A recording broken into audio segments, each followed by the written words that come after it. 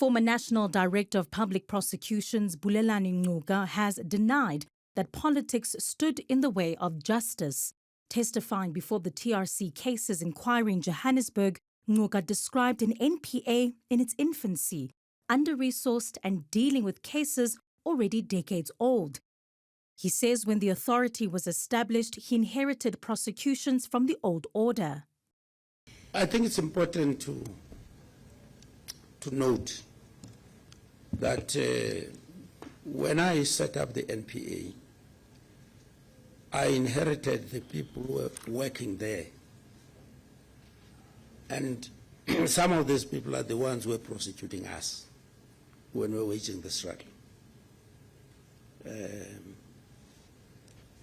And so I had to deal with these people that I believed, correctly so, that indeed they were part and parcel of the system that was oppressing us. And so I had to work with them.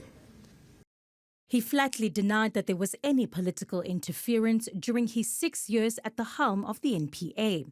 Instead, he described TRC matters as deeply complex.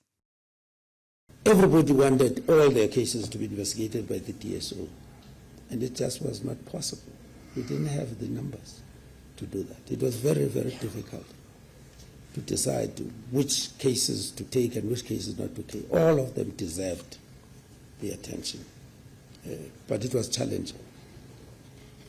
He told the Commission decisions were driven by whether cases were prosecution ready, while cases such as the death of Steve Biko were not pursued due to insufficient evidence.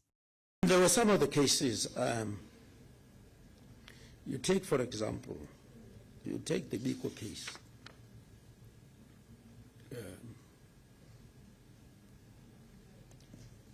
In that case, we realized that we did not have sufficient evidence to get a conviction. We knew, we all knew that the police had killed Steve. We knew that. And so to go and take those police to court when we didn't have sufficient evidence, they would have been acquitted.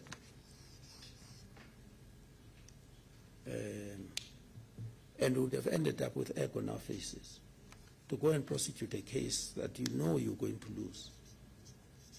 The evidence was just not enough for us to do that. But that explanation is sharply disputed.